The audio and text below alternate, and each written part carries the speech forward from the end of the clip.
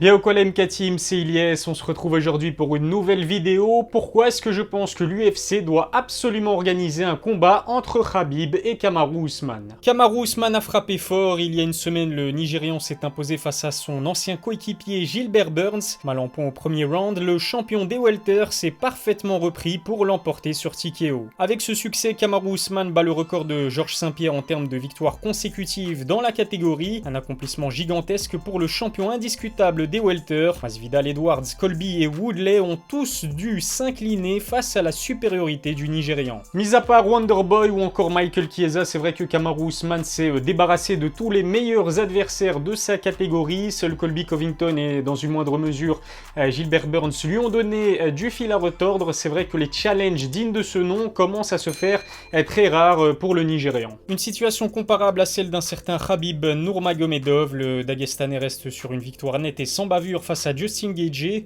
Pourtant, avant le combat, nombreux sont ceux qui estimaient que l'Américain avait les capacités d'inquiéter le champion des poids légers. Suite à la perte tragique de son père, Khabib a décidé de mettre un terme à sa carrière à l'UFC. Abdulmanap était une figure importante dans la vie et dans la carrière du Dagestanais. Mais en plus de ce drame, c'est aussi le manque d'un challenger compétitif qui semble avoir poussé Khabib à prendre cette décision. L'aigle du Daghestan l'a encore répété il y a quelques semaines. Après la défaite de McGregor face à Poirier, il a envoyé un message clair à Dana White. Khabib estime être de loin supérieur à tous les prétendants au titre chez les lightweights. On ne peut que lui donner raison après ses 13 victoires consécutives, presque trop faciles dans sa catégorie. Un cas de figure qui ressemble pas mal à la situation dans laquelle se trouve Kamaru Usman. Alors personnellement, j'ai vraiment envie de voir Charles Oliveira affronter Khabib. Pareil pour Tony Ferguson, malgré ses 2 défaites consécutives. Malheureusement, le Dagestanais ne semble pas motivé à les affronter.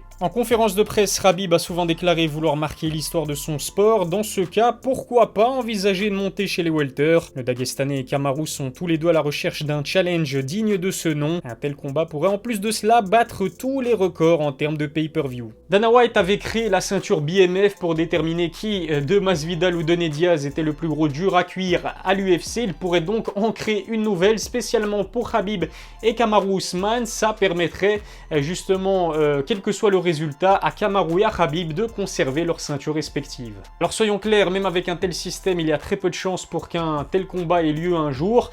Pourtant, il est pour moi l'un des match-ups les plus intéressants à organiser. Mis à part John Jones, Kamaru Usman et Khabib sont très clairement les 2 champions les plus dominants de l'UFC. Les 2 hommes ont pas mal de points en commun, à commencer par leur manager. Ali Abdelaziz gère la carrière de plusieurs stars à l'UFC, dont celle de Khabib et Kamaru. Si les 2 champions avaient la volonté de s'affronter, Ali pourrait leur faciliter la tâche. Kamaru, comme Khabib, totalise 13 victoires d'affilée à l'UFC. Seul Anderson Silva fait mieux avec 16 victoires consécutives. John Jones aurait pu être numéro 1, mais son succès lors du rematch face à DC s'est transformé en no contest pour cause de dopage. L'autre point commun entre Khabib et Kamaru Usman, c'est bien évidemment la pression énorme qu'ils arrivent à vous infliger. Ce sont 2 combattants qui vont toujours vers l'avant jusqu'à ce que l'adversaire se retrouve finalement dos contre la cage, et puis généralement ils finissent par vous amener et vous maintenir au sol totalement à leur merci. S'ils sont capables d'infliger une telle pression, c'est parce que Khabib comme Kamaru disposent vraiment d'une condition physique irréprochable. On a presque l'impression qu'ils sont tout simplement infatigables, parce que malgré le travail qu'ils abattent durant toute la durée du combat, ils n'apparaissent presque jamais essoufflés. D'ailleurs, ils ont tous les 2 l'habitude de passer les pauses entre chaque round en étant debout. À cette pression et ce cardio, il faut rajouter un menton solide comme l'acier. Khabib n'a par exemple jamais été envoyé au sol et n'a même jamais saigné à l'UFC. Du côté de Kamaru, le Nigérian ne s'est mangé qu'un seul knockdown de toute sa carrière, c'était contre Gilbert Burns. Mais au final, il s'est bien repris et a fini par l'emporter sur TKO. La boxe de Khabib comme celle de Kamaru est largement sous-estimée. Ils disposent pourtant tous les 2 d'un jab très efficace. Mais à ce petit jeu, je donne quand même l'avantage à Usman. Il est plus dangereux, plus puissant et plus technique que Khabib. Sa démonstration contre Burns est là pour le prouver. Si un combat venait à se faire, il y a de très grandes chances pour que cela se déroule chez les welters. Kamaru Usman est beaucoup trop massif pour descendre en dessous des 77 kg. Et puis vu le cutting énorme que Khabib s'inflige pour descendre à 70 kg, j'ai presque l'impression qu'une montée en catégorie finalement pourrait également l'arranger. Hors compétition, le Dagestanais a confié qu'il pouvait atteindre jusqu'à 85 kg, c'est 8 de plus que la limite de poids autorisée chez les welters. Généralement avant les cuttings, Khabib tourne à 80 kg, il n'aurait donc aucun mal à perdre les 3 kg restants conformes dans sa potentielle nouvelle catégorie. Hors compétition, le physique athlétique d'Ousmane lui permet de dépasser facilement les 86 kg, il n'y aurait donc pas tant de différence que ça entre les deux hommes lorsqu'ils ne combattent pas. La grosse différence, c'est que Kamaru ne donne jamais l'impression d'être en méforme. À 77 comme à 86 kg, le Nigérian est toujours aussi sec et massif. C'est la différence avec Khabib. Quand il ne combat pas, le Dagestanais se permet pas mal d'écart niveau alimentation. Le champion actuel des lightweight a tendance à prendre du gras, ça saute aux yeux. S'il décide de monter chez les welters, il devra réussir le compromis entre un physique massif et athlétique. C'est indéniable, Kamaru Usman sera bien évidemment avantagé dans sa catégorie de prédilection. Il est naturellement plus imposant que le Dagestanais. Et chez les lightweight, l'explosivité de Khabib lui permet de surprendre ses adversaires lorsqu'il tente les amener au sol avec une dizaine de kilos en plus. Il faut voir si cette montée en catégorie n'impactera pas ses qualités et son cardio. L'autre énorme avantage dont dispose Usman, c'est son allonge. Avec une supériorité de 15 cm, la différence est abyssale entre les deux hommes. Lorsque le combat aura lieu debout, Kamaru va pouvoir maintenir une bonne distance pour toucher avec son jab sans être touché. Si ce combat a lieu, il y a vraiment une question à laquelle j'aimerais avoir une réponse. Est-ce que Khabib deviendra le premier homme à réussir à amener Kamaru au sol? On le sait très bien, le Nigérian défend les takedowns mieux que quiconque dans sa catégorie, mais face à un expert comme l'Aigle du Daghestan, il risque d'avoir beaucoup de mal. Alors ce n'est pas un secret, Kamaru Usman a un solide background en lutte, mais Khabib est issu de l'école daghestanaise. Il en a parlé lors de sa conférence de presse avant d'affronter Justin Gaethje. Les lutteurs américains se fatiguent assez vite quand ils tentent les takedowns, c'est loin d'être vrai pour les Russes. Khabib peut tenter de les amener au sol pendant 5 rounds sans s'arrêter, c'est la différence fondamentale avec les lutteurs formés aux États-Unis. Rajoutez à cela une technique peu orthodoxe et vous comprendrez pourquoi les Dagestanais sont si efficaces. L'aigle y arrive avec une telle facilité chez les légers, je doute que le gabarit imposant de Kamaru y change vraiment quelque chose. On a déjà vu Khabib réussir à amener Daniel Cormier au sol malgré ses 100 kg. Tyler Minton, combattant professionnel, a d'ailleurs raconté avoir vécu la même expérience. Ses 95 kg n'ont pas empêché le Dagestanais de l'amener et de le maintenir au sol.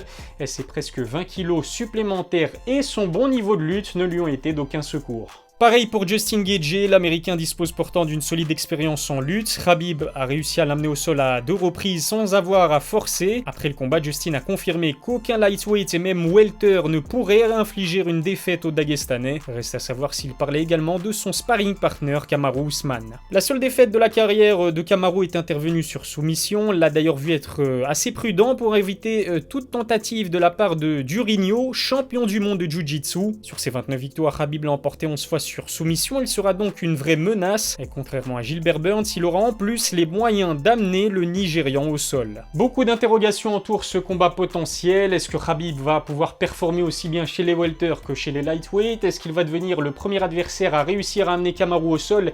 Et puis est-ce que la puissance de Kamaru va lui permettre d'infliger la première défaite de la carrière professionnelle du Dagestanais? C'est justement pour toutes ces raisons que j'aimerais que l'UFC organise ce combat. Bien évidemment, organiser un tel combat relève presque de l'impossible. Kamaru et Khabib se connaissent bien, ils ont le même manager, ils n'ont pas l'air d'être amis, mais ils se respectent énormément. Malheureusement, j'ai vraiment du mal à voir le Dagestanais monter en catégorie pour s'emparer du titre d'Ousmane. On peut espérer que Dana White en glisse un mot à Khabib lors de leur prochaine rencontre prévue fin février. Ce qui est sûr, c'est que Kamaru Usman a confié ne pas du tout être intéressé par un tel combat.